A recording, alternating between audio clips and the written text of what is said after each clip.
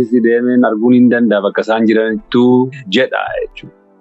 Maali gaafa jaalmarroon Daarasalaam ture addunyaan imbaasiinii fi gartee faranjiin otoo nafiin bakka meeqaa dhuftee gaafa dubbistu heeyyama dadhabe moo maada ta'eerraa hafeme. Ammas abdii haa ta'u maroo haa ta'u abbaa barbaade haa ta'u ana faana achitti dubbachuu barbaadu taanaan nan naqaani bakka isaan jiran. Gaariin immoo wanni ilkaan 48 qabu faa tokko jira Shimallis waan jettan sun. Shalee ilkaan 48 jetta. Jara kana har'a beeknatti akkaataan isaanii siyaasa biyya sanaa ilaalan akkaataatti falaasamni isaanii maal akka fakkaatu ni beeknaa jechuudha. Tokkoffaa lola labsanii baroottan 8 darban keessa waan uummanni keenya keessa jiru hundi keenya iyyuu ni beeknaa jechuudha.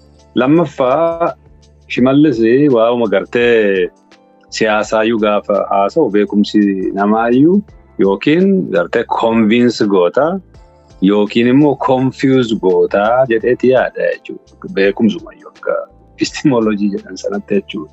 Yawaa gara naamusaatti dhuftu namoota corrupt gochuu maallaqaan bituu aangoo isinii kennine jedhanii ofitti harkisuu sana booda uummatichi rakkoonsaa furamee dhiifatee dhimma keenya miti waan jedhu jechuudha.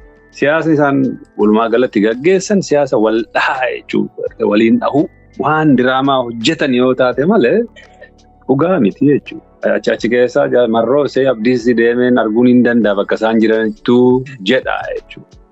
Maali gaafa jaalmarroon Daarasalaam ture addunyaan imbaasiinii fi gartee faranjiin otoo nafiin bakka meeqaa dhuftee gaafa dubbistu heeyyama dadhabe moo maada ta'eerraa hafeme. Kompormaayis gonoon inni jedhu maallaqaa fi aangoo sii kenna akka nama dhuunfaatti nama bitachuu malee gaaffii sabaa fi gartee mootummaa sabni kun irraa abdatu dhalootatti darbu tolchuudhaaf qophii ta'uu dadhabuutu gara gartee lolatti nama deebisee jechuudha. Gadduma kunoo gartee diroonii meeqa roobsaa turanii baha shawaa keessatti. Loltoota keessa waliin walitti bu'iinsa ta'een jechuudha. Uummatatu dhume dhugaa dubbachuuf qeetu gubate. Chiinotoo kana godhani asiin immoo gartee waan gowwumsaa nagaa barbaadu fakkeessuudhaaf double standard waan godhaniif waan hojjetan. Takka akka walitti hin dhufne jechuudha. Qawween ka callisu gaaffiin sabaa sirnaan gaafa deebifamu qofaa jechuudha. Namuma gartee nagaa waanuma nagaadhaaf waan dhimmu nagaadhaaf waa hunda gartee dabarsee kennuu barbaadu wayii tokko fakkeessee haasa'e kijibaa jechuudha. Naannoon Oromiyaa isin waliin nagaa buusuu keessatti shoora qabaa? Yaadanna kana waliin mariin isin Taanzaaniyaatti haasiftan mootummaa federaalaa wajjin. Tariitii gumaachi inni godhu jira naannoon Oromiyaa isin waliin nagaa buusuudhaaf. Lasaaniin gargar baasanii ilaaluun hin danda'amu dhugaa dubbachuudhaaf. Gaafa sana warri jila keessa jiranii itti aanaan isaa Kaffaaloon jila keessa ture. Jila warra gama mootummaatiin marsaa lamaanuu keessa ture Kaffaaloon. Keessa beeka wannoon qabu Shimallis inuma beekan gabaafamaa fedheetiin yaada. Waan gartee federaalli Abiyyi hin jenne waan godhan tokkoyyuu hin qaban. Shimallis kana dubbachuunsaa uummata Oromoofis waraana bilisummaa Oromoofis isaaniifis waan godhu tokkollee hin qabu jechuudha. Kana duras akkasuma dubbateera. Sossobbaadhuma barbaada. Erga Taanzaaniyaatti si'a lama ol geessanii asii oduun jirachumaan dhaabbate ergasii yaaliin garaa gaggeeffame jira yoo isinillee kallattiin waliin argine ta'e qaamoleen biraa isin gidduu deemanii walitti isin fiduudhaaf tattaaffii godhan jiru abdii maaltu jiramee jira wanti naa jettan jira? Yoo itti amananii yoomiyyuu taanaanii walitti deebinee xumuratti gochuudhaaf qophiidha. Garuu immoo ejjennaadhuma isaanii isa durii sana qabatanii taa'u yoo taate dhufu yoo taate hiikan qabu gatiin qabu jenne jechuudha. Gaafa dhufan sana nooliin haasa'uuf qophiin turre beeksa. Negosheetu gochuudhaaf waan dhufan otoo hin taane dhimma biraa dhimma gartee hoogganaa fi waraana dirree gargar baasanii akkaataatti lolumaaf dhufan jechuu dandeenya. Keessa isaan deebisu tokko sababni tokko hin jiru. Waan Oromoo fayyadu tokko keessa hin jiru. Waan barbaachisu hunda kompormaayis goonee waan Oromoon qabu kenninee sadarkaa Oromoon danda'utti goonee fuuldura tarkaanfachuudhaaf qophaa'adha. Jarri kun qe'ee Oromoo gaaga'anii diinaaf karra saaqu malee wanti biraa waan isaan fidan hin jiru. Oromoo laalaa. haadha Oromoo, jaarsa Oromoo sana laala. So nama dhuunfaa haa ta'u, gareedhaan haa ta'u, abbaa barbaadda fidaa waan isin jettan hin fudhanname. Kanaaf mootummaan karaa nagaatiin dubbii kana xumuruudhaaf qophaa'e. Karaa nagaatiin alas dubbiin kun hin xumuramu. Karaa sanii ala karaan jirus karaa nu fayyadu miti. Haa cufnu boqonnaa kana. Caasaan daka jiru, caasaan gandarra jiru, aanarra jiru, godinarra jiru, magaalarra jiru, kan afaan akka wal gitee hojjetu waan dandeenyu hundaan hin gaggeessine. So qe'ee Oromoo nagaa gochuun isa priority. Obboleewwan lamaa wal ajjeesuun qabanii sagaleen qawwee dhaabbachuu qabaa kan jettan yaada eebbifamaadha. Ejjennoo sirriidhaas.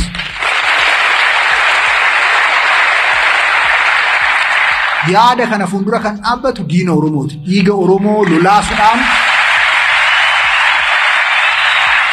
humna fayyadamuu barbaadu qofa kanarratti kan bobba'ee jiru. Kanaaf eeyyamuu sirra hin jiraatu. Bara qawween barbaachisu Oromoon qawwee baateera. Qabsaa'eera. Kufeera. Amma immoo waltajjiin qabsoo irra geenye kana kan barbaadu miti. Waltajjii qabsoo amma irra geenye kanaaf qabsoo barbaachisu, qabsoo madaalu hojjechuu kan dura jiraatu.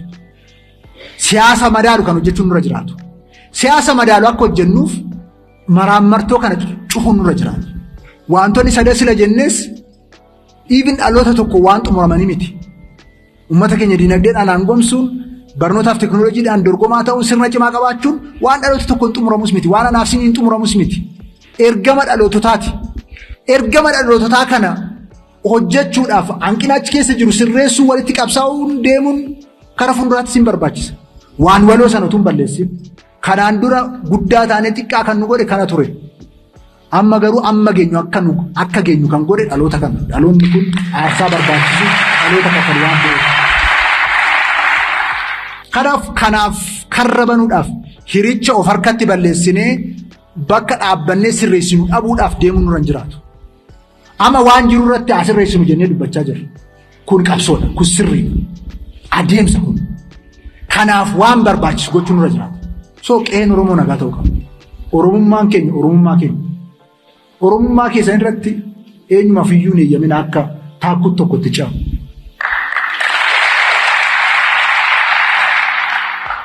So kan nagaa irratti karaa sirrii ejjennoo sirrii qabattanii ejjennoo isin qabattan kun obbolaan obbolaa ajjeesuu qabu kan jettan kun sagalee qawwee dhaabuudhaaf qabsoo isin godhatan kun seenaa Oromoo keessatti bara baraaf kan yaadatamudha.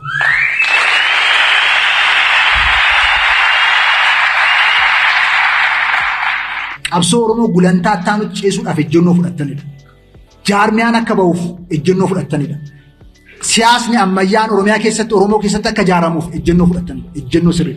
Kanarratti jabaannee amma dhumaatti aarsaa barbaachisu hunda kaffallee yeroo fudhatu hundaa fudhatu. Utuu abdiin kutatiin amma dhumaatti kana milkeessuudhaaf dhiibuu danda'utu nurra jira. Mootummaan naannoo Oromiyaa inisheetiivii isin fudhattan amma tarkaaffii addaa isin fudhattan kun humna guddaa tura. Sadarkaa olaanaa akka tarkaanfatu isa godhaa. Kana fayyadamnee qe'ee keenya nagaa gochuudhaaf qabsoo keenya karaa qabsoo ammayyaatti ceessuudhaaf jabaannee hojjechuu qabna kan jedhuun kaasaa. Ammas abdii haa ta'u, maroo haa ta'u, abbaa barbaade haa ta'u. Ana faana achitti dubbachuu barbaadu taanaan nan naqaani bakka isaan jiran. Waraana bilisummaa Oromoo shanee maalitti beektu rifeensa gudurachuu mandara keessatti uummata keenya nu jaallata. Dhadhaaf mataan suni uummati suni kan rifeensa nu guduru. Dhadhaa nu diba. Dhadhaa dibachuu qofa jaanjoftuun suni beekta. Jaanjoftuu namaan jetti. Jaanjoftuun akkasii sun uummanni Oromoo udaan saatuun dibu beekadhu dhadhaa isaatiin miti. Udaan saatuun dibu. Inaaffaa jechuudha. Udaan lafa gatanii hundi uummanni Oromoo warra sana. Gariin immoo wanni ilkaan 48 qabufaa tokko jira shimallis waan jettan sun.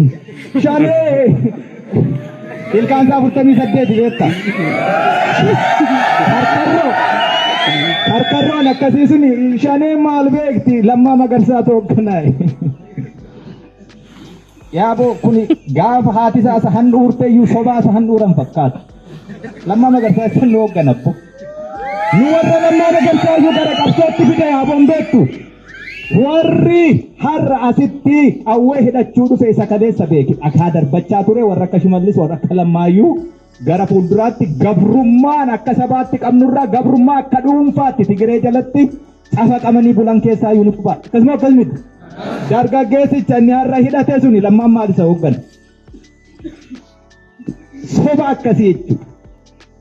Biyya butuchanii biyya bututte immoo mana jala naanna'aniitu tokko immoo jira booyyeen arrabni isaa furdaa tokko abiyyi ka jettan booyyee arraba furdaa. Hojiinsaa waa hundisaa ilma Mangistuu Hayilamaariyaam waan isa dhashee badinatti fakkaata. Silaaftuu hundeen qabu, sanyiin qabu, abbaan isaan beekamu nama akkasiiti namni sun. Yaaboo yaa argine warra kana waliin teenyee teessee waa waliin haasoftu miti. Biraanuu Juulaa seera addunyaatu hin beekani seera addunyaa dhiisi oboon seera isa biraatu hin beeka. Warri waliin teenye immoo seeruma biyyittii konstituushinii biyyittiirra waan jiruyyuu akkatti haasa'u hin qabu. Kanaaf walii galuu dadhabne beekta. Seera addunyaa miti seeruma biyyittii seeruma Itoophiyaa konstituushinii Itoophiyaan ittiin bulturra waan jiru kun akkasidha tennaa waa dhiyeessitu gadi baheetu wal gaafatee deebi'aa jechuudha. Nama akkasii nama uffatuma keessa dhaabbatudha argina. Uummanni Oromoo waan ittiin xumurachuu qabu karaa hedduu jira. Nagaafis nuti ammayyuu har'ayyuu balballi keenya bana.